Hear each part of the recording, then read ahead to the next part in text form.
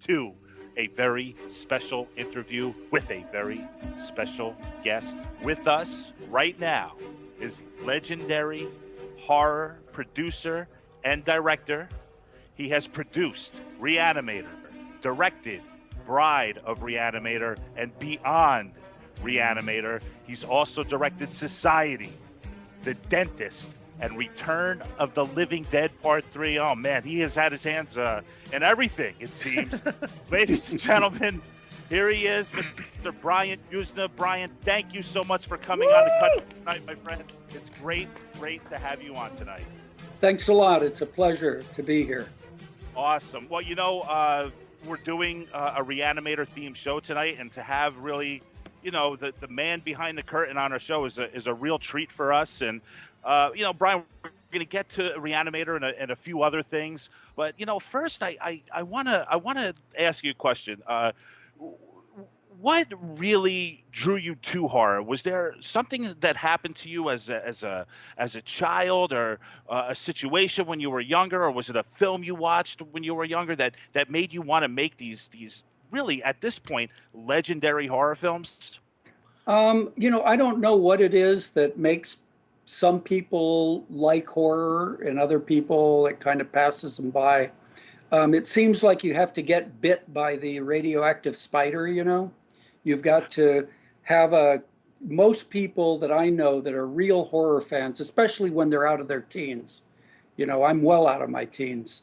But, at a teenager, it's easy to understand their attraction to, sex and violence and weirdness and vampires and werewolves and stuff. But as you get older, it seems like the people who are real fans, it seems like somewhere early there has to be a movie that really infects you. Mm-hmm. And for me, when I was really young, very, very young, I saw, this is ridiculous, but I saw a movie called The Creature with the Atom Brain. And boy, it was a zombie movie. They put radioactive tarantulas in the foreheads of these zombies. And man, it just had me up forever. I was sick. Brian, did you see it in the theater? Did you see it in the theater? Oh yeah, because I grew up in Panama, and we didn't have TV and stuff like that. And I used to go to the Sunday matinee. So I saw that. The next one I think that really got me was The Seventh Voyage of Sinbad. Awesome. The skeleton fighting and the woman that gets thrown into a big urn with a snake, and she comes out a snake woman, which, that sexuality is really key to horror, the whole feeling of that. And then I started getting into, then of course something like House on Haunted Hill came along, which actually was directly influenced the headless Dr. Hill in ReAnimator, because I love seeing Vincent Price carrying that head around. And I was always a fan of these head movies, the head the brain that didn't die and all that. I don't know. I just love that stuff. Now, you understand, Brian, if you say you're a fan of head movies, you understand where certain minds go. Yeah, well, that too. But so anyway, I think that there's a little of, then I was a big fan of the Corman movies in the 60s, the Pendulum and that. But I think that there's something about seeing a movie that it scares you so bad you're sick. And I think it's like drugs. At first you get sick, then you keep chasing the high. And I think at this time of my life, like probably you guys, you keep going to the movie hoping you're going to get off again. And it's always kind of a disappointment, but you keep trying to taste. Absolutely. And I think that's the way it works with horror. Now, I was also brought up as a Catholic in a super kind of mysterious Catholic country, and so there's something about Catholicism that I think is way better for horror than any other religion, because it's all about the transformation of the body, and you've got saints peeling their skins off, and it's so gory and painful. I thought The Passion of Christ was the best horror movie of the year when it came out. You're definitely on something there. Yeah, it really hit the buttons. And so there's a little of all of that. There's a little bit of the aesthetic I like in art is surrealism and abstract and expressionism. And I think a lot of movies, a lot of horror is expressionistic style. The origin of the horror movie, I guess legally, would be the Universal horror. They didn't call them horror movies before that, even though certainly the the original Nosferatu was really a horror movie. But the Frankenstein, the Universal horrors, they were directly coming from expressionist art. The sets were expressionist. Everything was distorted in that way. And I think that there's something about that I really like about the genre. And so all of that together, I think, kind of pushed me into genre movies, things you can't get in real life. And I still love it. Yeah. Well, speaking of Frankenstein and style, Brian, your film career really, I mean, kicked off with, a tremendous bang with ReAnimator, and you came on as producer. Now, if I understand correctly, Stuart Gordon initially, this project of his was a television. He developed it to be a television series, or at first, and you kind of came along and convinced these guys to make this film in Hollywood? Well, when I had come out to LA, I wanted to make movies, and back then, it's kind of nobody was doing it, Mhm. and I had fooled around with the camera, and then I came out to LA and I discovered that it wasn't the big bad place that everybody said. It was just like all the people like me that back home you couldn't do it. And so I wanted to make a movie, and I just borrowed money and took everything I had. And I just felt like I had to do horror because that was kind of what I knew the best. And I felt like that was I was risking everything. And I was introduced to Stuart Gordon. He was directing theater in Chicago by a guy named Bob Greenberg. And I went over and met him. And I really liked him a lot. And he really liked horror. And he had a couple ideas for movies. And I wanted somebody who could direct actors, and he really Yes, could. He had never done movies or anything, but boy, he really could direct actors. And that he can. so, yeah, so he had a script already. It was 60-page script of ReAnimator. And you're right, it was for TV. The whole thing ended, there was no Dr. Hill. Whole thing ended, with where Halsey gets killed. Uh-huh. Um, and I really liked the idea. So I said, listen, I want to do it, but it's got to be a feature film. And then I wanted in the stories, there's this guy walking around carrying his head with a zombie army. And I said, this has to be in it. We got to have the headless thing. And we got to have sex and blood. And, I wanted it to be real strong, which was fortunate because Stewart really wanted it to be strong. And so originally I was willing to shoot it in Chicago, but we couldn't come to terms on that. So I was already in LA, and we did it here, and we were lucky as hell. I mean, what a home run that one was. You really put together an ensemble. The cast is extraordinary, and rewatching it recently, Brian, I am blown away at the acting in this film. I mean, and that's what really it really makes this film work. I mean, to watch these characters, and especially Jeffrey Combs, who is, I mean, he is just so engaging on screen. It's almost, I mean, it's so bizarre because he's, in his insanity with this character, that there's a charm to it too, and you could tell he's having a ton of fun with it. When he auditioned for the role, I mean, did you know right away, or were there other actors that you considered? He was definitely, I mean, when we saw Jeffrey, that was the one role that was a slam dunk. He was great. Right. I like his style. He has that kind. He does a lot of physical work with his acting, and he was just great. But remember, I would say the acting is a credit to Stuart Gordon. Hmm. Being able to work with actors. You see it in all his movies. Um, Absolutely.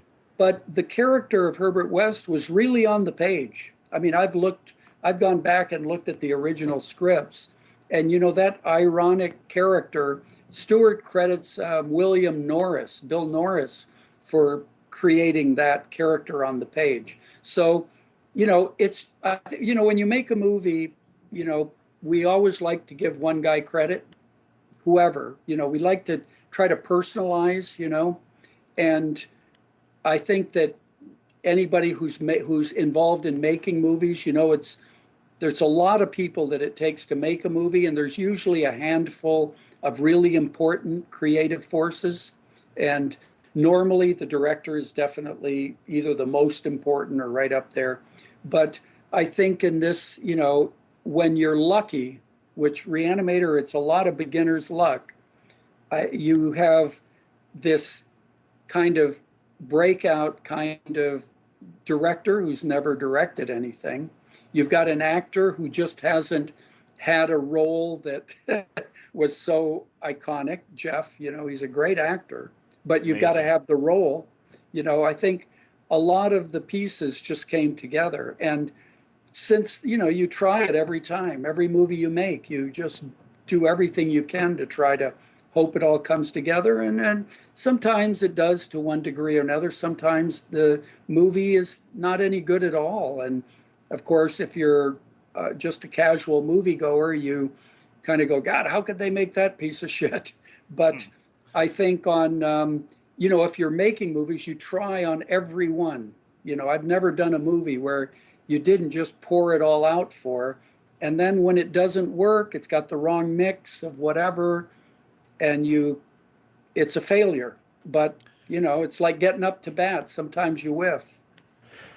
When it was time for Bride of ReAnimator, Brian, did you know you wanted to direct this? I mean, was that Well, just it's funny. When I started making movies, I didn't really know.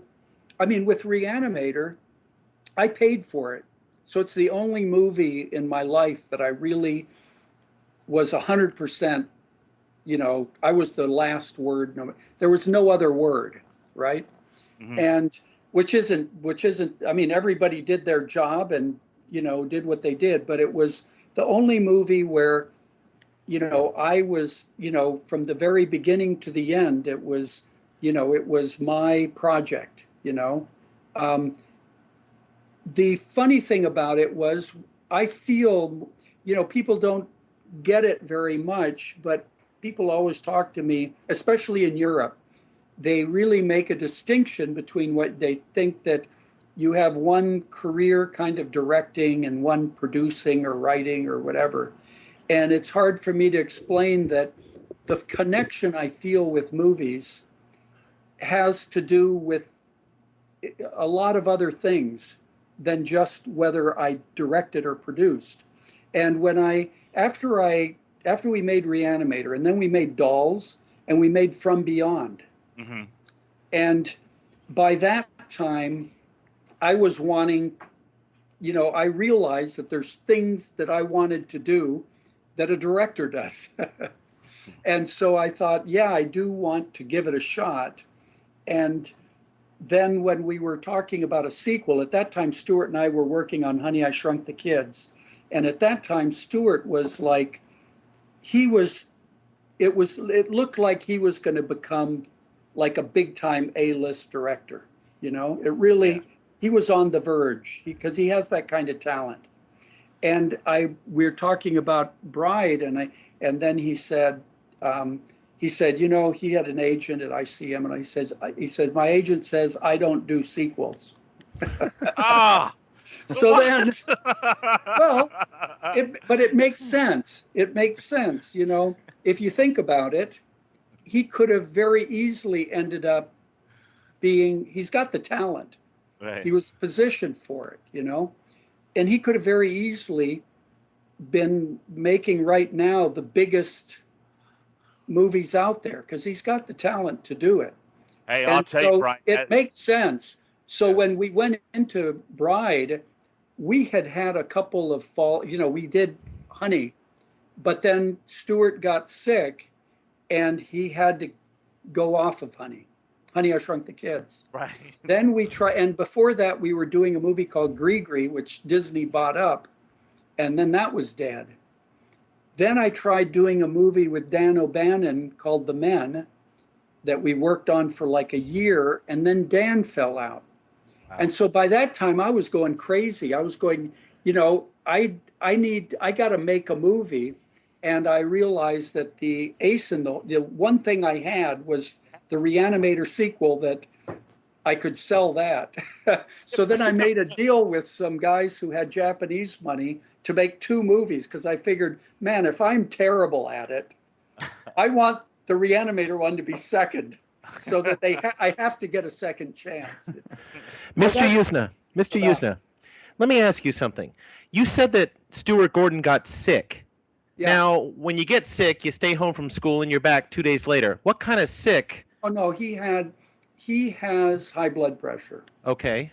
And there was a tremendous amount of stress that's the only studio picture I've been involved in, and it's like, it was really brutal for us because we were little naive guys who were used to doing our own thing. Right. When we did it, it was like just us, let's go to the barn and put on a show kind of thing. Sure. All of a sudden you're into a real pressure cooker swimming with sharks type of thing.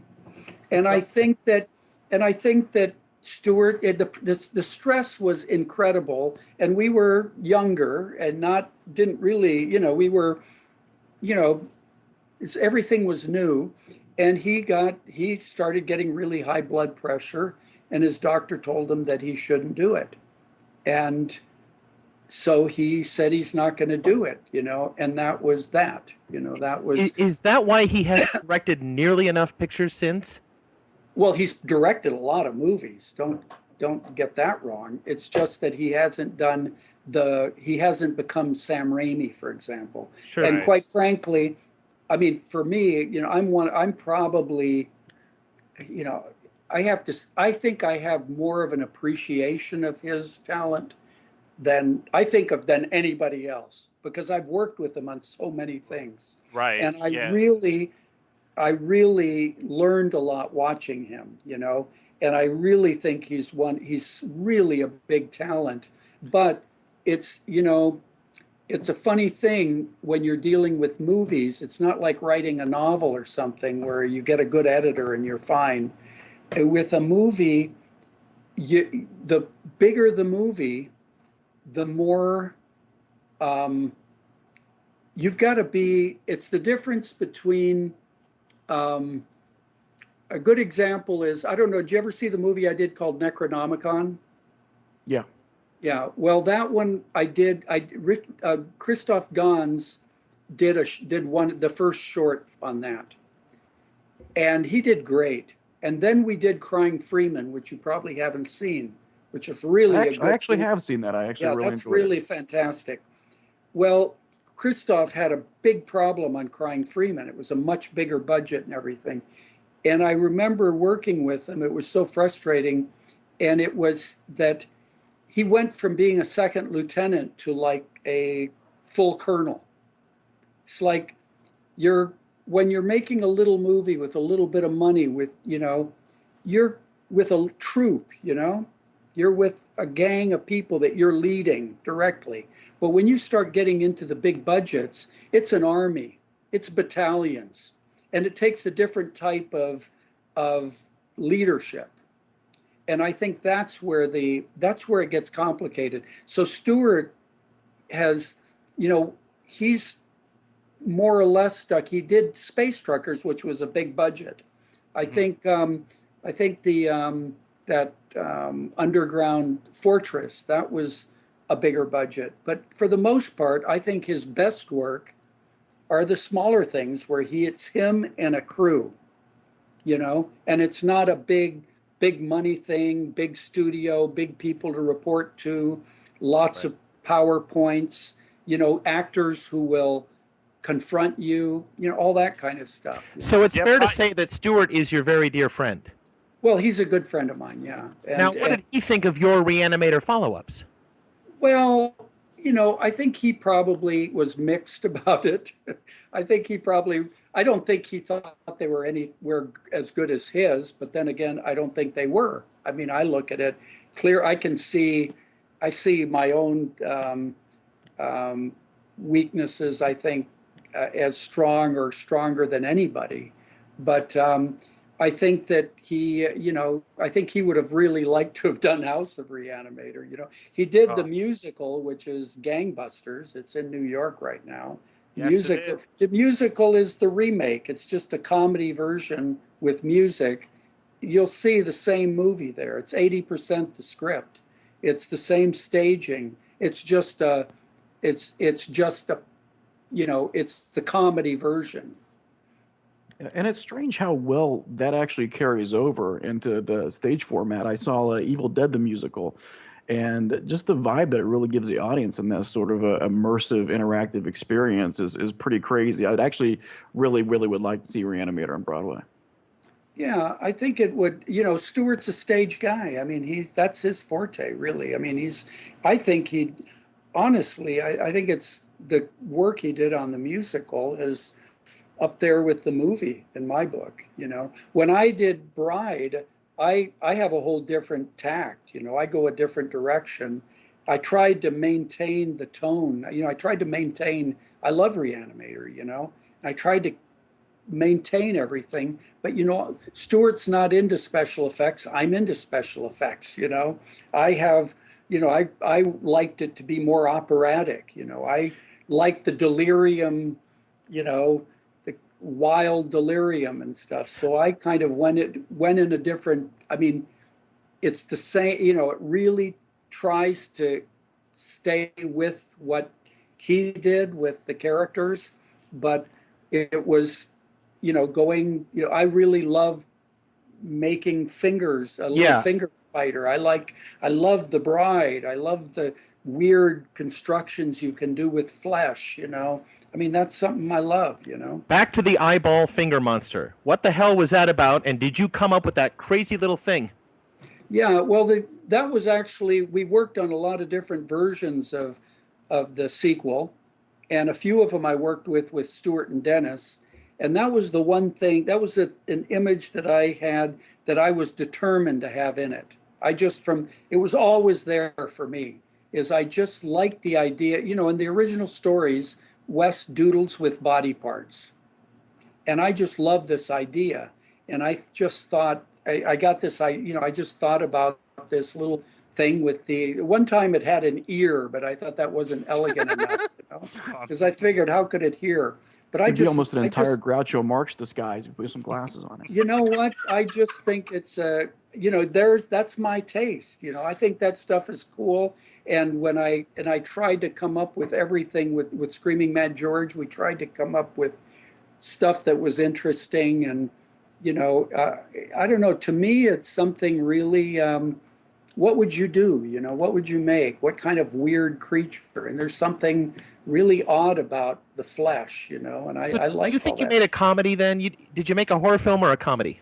Well, I think it's a horror film, and I don't think it's a comedy horror. I think it's a horror. I mean, you don't want ReAnimator to be a comedy, but the first one wasn't meant to be a comedy, but it was funny because and we had fun doing it. We were laughing when we did this stuff, but it wasn't meant, people think it's funny, but it was not meant to be funny. It was meant to be scary, and I think it is scary. When a guy is walking around carrying his own head, how is that not scary? Right. Well, having him knock his ear off with that silly plaster head, only Stuart can pull that off, right? But then again, we put bat wings on his head. I don't think Stuart would have ever done that, But I think the Bride is a very poignant character. I mean, this is, for me, I love where she pulls her heart out and how poignant the whole thing is. I think she's a great character. And as a matter of fact, when I did when I had a chance to do one of the Return of the Living Dead 3, my basic idea was I want the main character. I at the end of Bride of Reanimator, I thought, gee, the best part of the movie was the bride, but she only shows up at the end.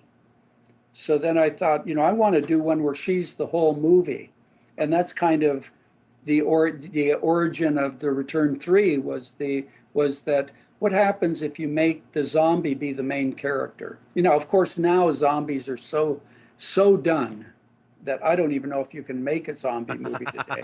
It's tough. But yeah, it's become the Western. You heard it here, folks. Everybody makes the zombie movie. Hey, Billy, I know you have something for Brian. Why don't you get in there? Oh, well, I was going to ask a really intelligent question about international funding and so forth, but I realized what I really wanted to ask is, what do actresses say when you tell them they need to take their top off and you're going to cover them with slime? Yeah, that's always one of the tricks of making of making horror movies, is that it's that old, you just have to find the ones that are willing. And hope they will be once they are cast too. Well, Brian, you're very convincing, obviously.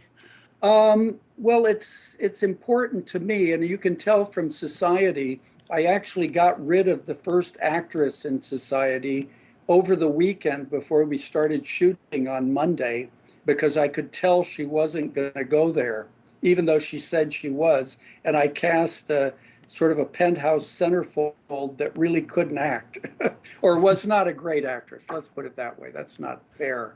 But I just think it's important to me, when I was growing up, it was Sex and Blood, it was Hammer Films, the Blood and Roses, and these, sex and death and horror. It just was all part of it.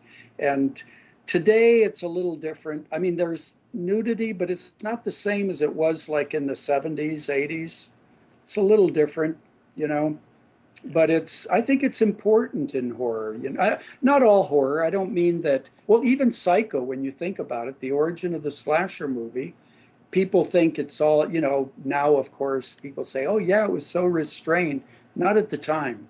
At the time, Psycho was more graphic than anything anybody had ever seen.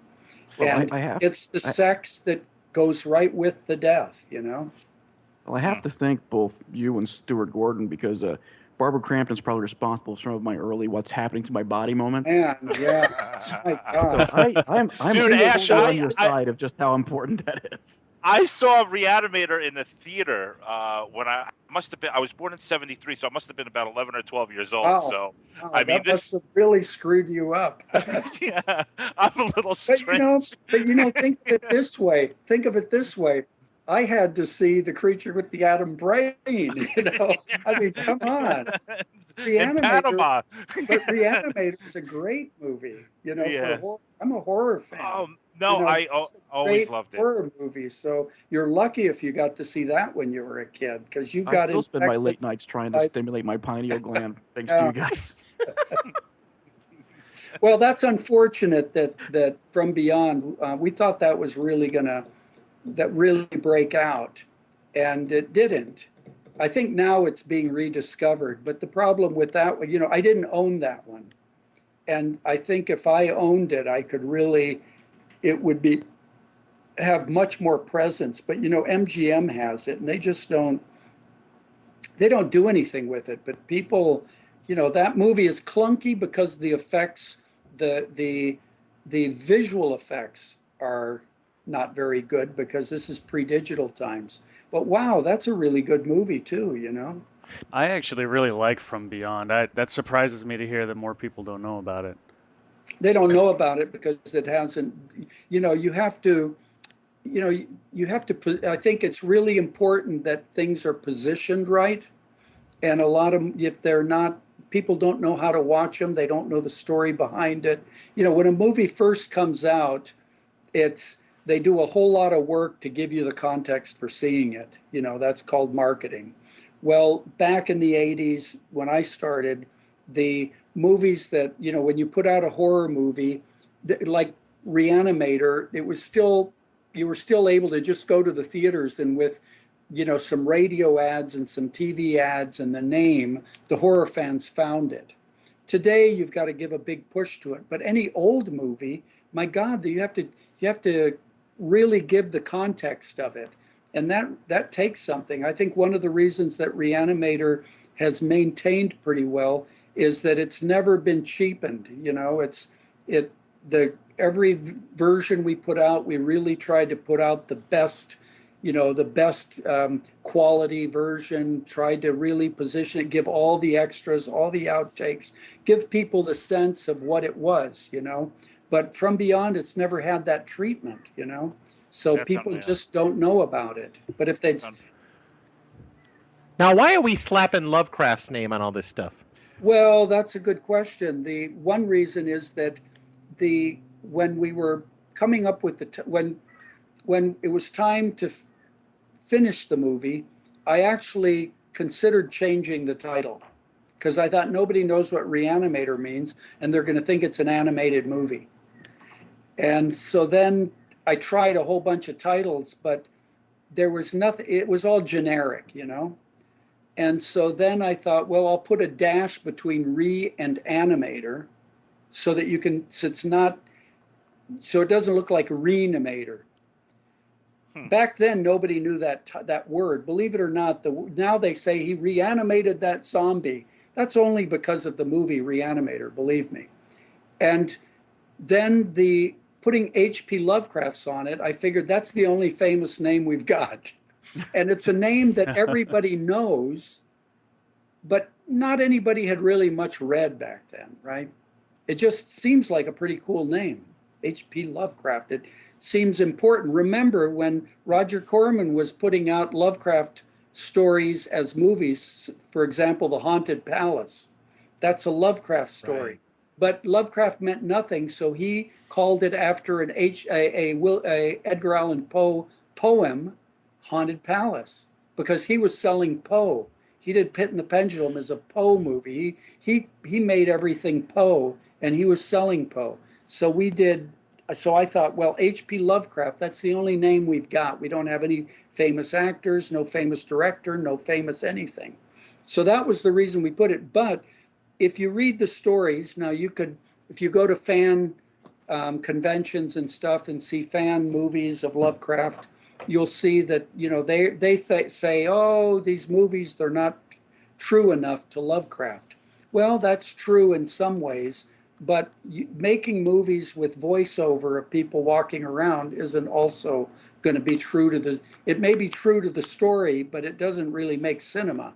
And I think that what the writers did on ReAnimator really does capture a lot of the stories. Of course, Lovecraft doesn't have women in it. There's never a love interest or anything, but it really does do a good job, I think, of taking the themes out. And it's only a little part of the story. When I did Bride, I tried to use up the rest of the story that he had, which was the gook, the goop, the gook stuff, the goop. Brian, are you having a Vietnam flashback right now? You're talking about the gook and all kinds of crazy stuff. Brian. Where'd Brian go? I'm here. So anyway, I think that some of the Lovecraft stuff is certainly on Bride of ReAnimator. There's a lot. We tried to use some of the stuff that was in the stories that hadn't been used, and I think that, and then it was based also on the Bride of Frankenstein. We don't care about Lovecraft. We care about you. Who cares? He's boring. About you. Lovecraft is good, though. Read him. He's good. Okay, I'll get to Lovecraft, but I want to talk about you. We're here to talk about you. The fact that you took your time. I bet you have a million stories. You have made I'm looking at your IMDb the other day, and I'm like, I can't believe this guy has made all these movies. And Tom managed to get you on our show. I'm beating off over here. Well, not to you necessarily, but let me ask you something. Let's get down to it. This Jeffrey Combs in real life, is he a giant pain in the ass or a total sweetheart? No. Jeffrey's a great guy. He's a serious actor. He's, actors have a certain dynamic to their life that's very complicated because they make their living off an image, and it's tough on them. They're always waiting for a job, and they can only do as well as the script and the production. They have so little control, you know. And Jeffrey is a great collaborator. You know, when we made Beyond ReAnimator, it was just me and him and a bunch of Spaniards. Huh? We made that in Spain, and that was, talk about tricky. Really?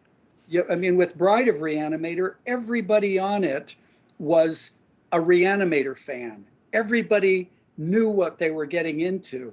You know, we had the Ramones visit the set. You know, we had, you know, people.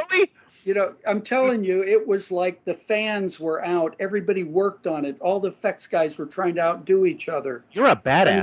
When we did Beyond ReAnimator, we were in Spain. Most of the crew had never seen the movie. They didn't really make horror movies then. And it was me and Jeff trying to figure out how to keep it being ReAnimator. That was scary. But Jeff's a great guy. What the hell kind of a prison movie is this?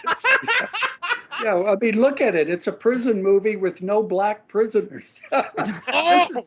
This is some kind that definitely wasn't made in the States. Reality. That's for sure. It's an alternate reality. Now, do you ever direct high or drunk or anything? No, I don't. That's good. I just, you know, it's funny. I came out to LA and I work on these movies, and I remember I used to tell people, you know, I heard that everybody's loaded when they're doing cocaine and smoking pot and everything. And I said, I never saw that. And then I found out later that everybody was loaded. They just wouldn't do it in front of me. Yuzna's the square. Work, don't do it in front of them. Work, you know, after work, it's different. But during the shoot, it's even hard to just drink too much coffee. The days are too long. It's too interminable. You can't use artificial stimulants. You just can't do it. What is your drink of choice? Well, I used to I used to love like bourbon and scotch and so you're a I love it all. I loved it all. But now I'm sort of old and I'm sort of lucky to like drink a beer or drink red wine. I do red wine. Red wine is good for you, Brian. Yeah, that's what they say. Not really. Drink that. You know, the problem is I have advice to all your listeners that drink less when you're young. You can drink more when you're older. You only get so much. Wow. Your liver only gets so much. So I really advise you, pull back. Have a good pull back because you'll have more fun later. It wears out. The inner organs, the liver wears out. You're putting the fear of God into me, Brian. I don't appreciate it. Well, that's life. You know? Max, 911 on speed dial. Hey, Brian. Hey, Brian, I have to thank you so much for coming on the cutting room tonight. And I swear we could all talk to you for hours about your amazing career, and yet you have so many great stories. I mean, thank you so much for coming on the show tonight, sir. Well, thank you. Anytime. Can you tell your fans out there what you're currently working on real quick? Well, like I said, I'm trying to get this get a script for a ReAnimator reboot. I've got a project called The Pope, which is about a seminary dropout who dresses up like the Pope and kills pedophile priests. Oh my God. Nice. So those are the two that I'm focusing on here. Get that done, Brian. Please. That is awesome. Well, listen, sir, thank you so much. And we're about to get into your ReAnimator films in just a few minutes. And I got to tell you once again, on behalf of everyone here on the cutting room, thanks for coming on, man. Seriously. My pleasure. Thanks a lot, guys. Thank you. Bye-bye. Got it. Thank you, Brian. Thanks, man. Bye-bye. That was Brian Yuzna, the man behind the ReAnimator series, and you know you can't say enough about him.